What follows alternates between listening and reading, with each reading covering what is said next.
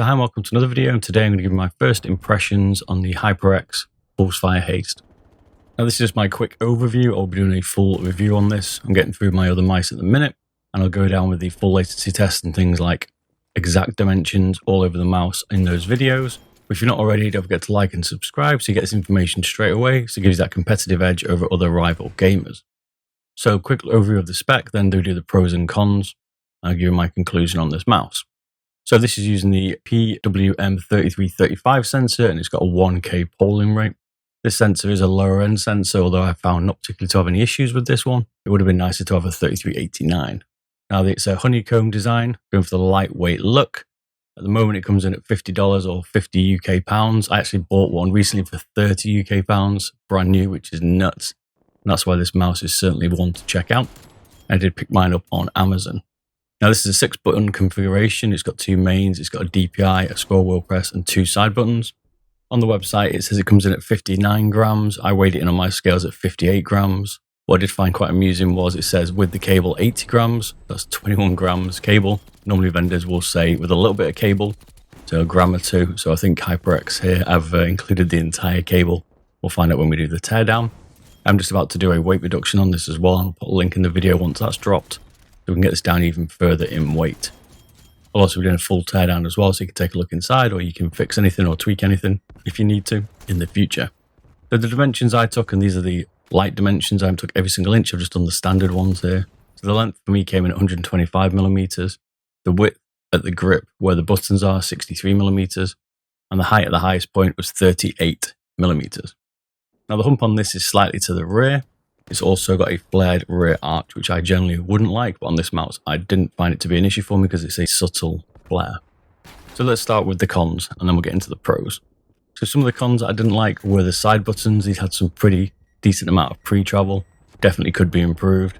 They're also a little bit narrow, which is a bit annoying. I didn't have any problems hitting them, but they could certainly be a little bit wider. The cable I also found to go under the mouse when I was using it, so it definitely needs a bungee in my opinion. This is quite unusual for a lot of mice. Even power corded ones don't do this one. So I couldn't work out why the HyperX was. I think because I've got such a good cable on it that the flex wasn't there. It just kind of sat around on your pad, hence using a bungee. So that's all I could find cons-wise. The pros though, ooh baby.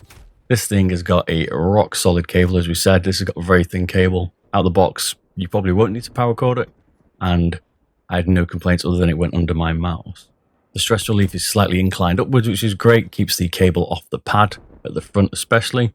This is a nice weight. This weight's perfect for me. I'm more around a 65 to 55 gram person. This one fits right in the middle. For me, it's an ideal weight. The shape, although I don't tend to like a flared rear arch like on a Steel Series or the Viper, I actually found this one to fit absolutely perfect.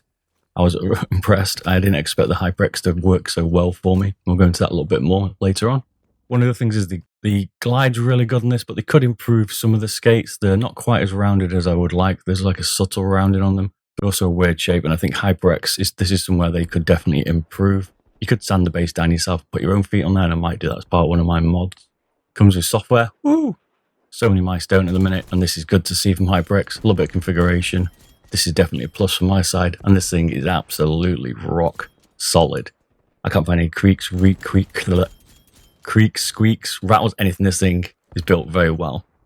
The buttons on this are fabulous. It uses the TTC Gold 60 million switches, and in this configuration with this button setup that HyperX has done, these things feel amazing.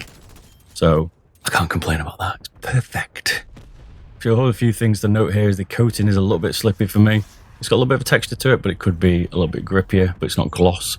And the actual scroll wheel itself is a little bit thin and pointy, and it's got a short press. I think it's another point where HyperX could improve on this. I think a flatter scroll would be nicer and maybe slightly wider. But overall, this is a hell of a mouse. I would consider swapping this, and dare I say it, for my G Pro Wireless or G Pro Superlight. The only reason that's holding me back is it has a cable, and that's one of the reasons why I won't, because I like not having a cable and using a wireless mouse. Otherwise, this thing would be my main. That's how much I like it. This thing is amazing.